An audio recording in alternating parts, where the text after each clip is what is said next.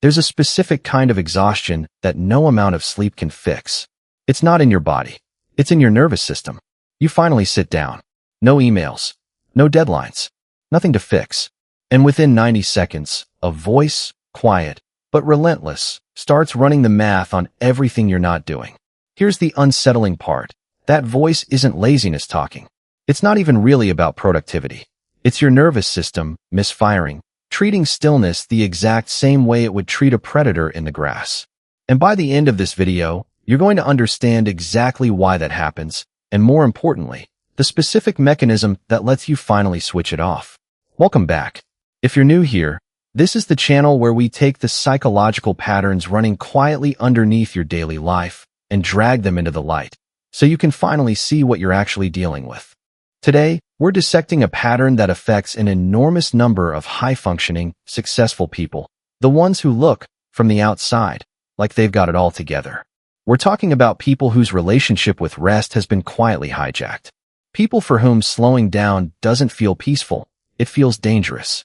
Stick with me until the end, because the final section covers the single nervous system reset technique that therapists use to retrain this response, and it's almost nothing like what you'd expect. This pattern is almost never installed in adulthood. It's installed early, often before you had the language to question it. Picture a child who gets praised specifically when they achieve good grades, good behavior, being such a big help. The praise is warm, but it's conditional, even if no one ever says that out loud. Psychologists call this contingent self-worth, a sense of value that only activates under certain conditions. And when a child's worth becomes contingent on output, something quietly rewires. Doing becomes the price of admission for love, for approval, for safety. Fast forward 20 years. That child is now an adult who cannot explain, even to themselves, why an empty Saturday feels like free-falling. They're not lazy. They never learned that they were allowed to simply exist without earning it. Here's where it gets genuinely fascinating from a neurological standpoint. Your autonomic nervous system has one job above all others: keep you alive. And it does this using pattern recognition, not logic. It doesn't ask, is this actually dangerous? It asks, does this resemble something that was dangerous before? If stillness, in your early life, meant being overlooked, criticized, or made to feel worthless, your body encoded stillness itself as a threat cue. So now, decades later, when you finally stop moving, your amygdala doesn't know the war is over. It reads the silence as a warning signal and floods you with cortisol, the same chemical response your ancestors got from an actual predator in the grass. This is why rest can produce genuine physical symptoms: a tight chest, restless legs, a racing mind hunting for the next task. That's not a character flaw. That is a threat detection system firing exactly as designed, just aimed at the wrong target. There's a second layer to this, and it's arguably more insidious. For many people, busyness stops being something they do and quietly becomes something they are. Their identity gets fused to their output. Ask them who they are, and the honest answer, underneath the job title, is, I'm someone who gets things done. The problem is, identities built entirely on output are structurally unstable. They require constant renewal. There's no permanent state of having proven yourself enough, because the goalposts are internal, and internal goalposts move. Psychologists sometimes describe this as derived worth, value that exists only as long as the performance continues.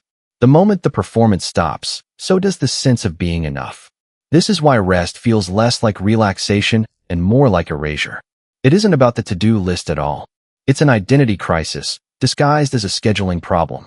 There's a well-documented cognitive phenomenon that makes all of this worse: the Zeigarnik Effect. Discovered almost a century ago by psychologist Zeigarnik, the finding is simple but powerful. Your brain holds on to unfinished tasks with far more intensity than finished ones. An open loop generates a kind of low-grade mental static, a background hum that doesn't quiet down until the task is closed. For someone whose worth is already tangled up with achievement, this effect becomes relentless. There is always an open loop. Always one more email, one more errand, one more thing technically undone. Which means, for this person, there's never a legitimate, brain-approved moment to stop. The tragic irony? Research consistently shows the opposite is true for performance. The brain that rests strategically outperforms the brain that never stops. Chronic activation doesn't produce more output. It produces burnout, and burnout produces worse output than rest ever would have.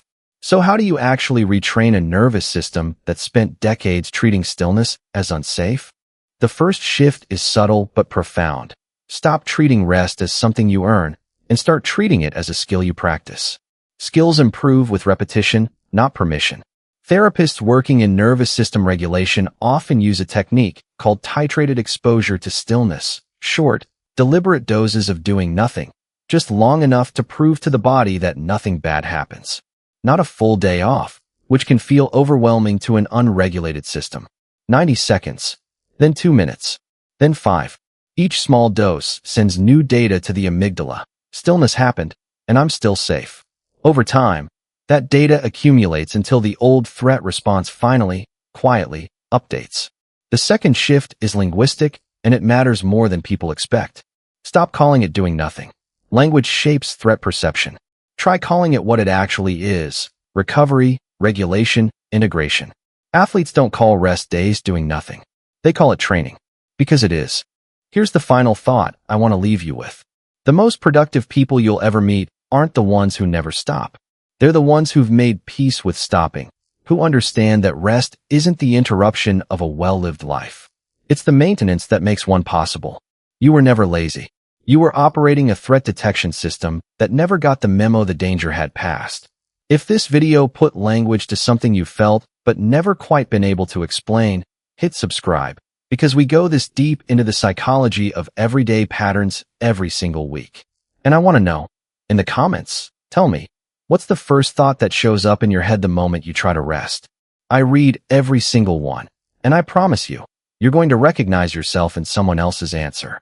I'll see you in the next one.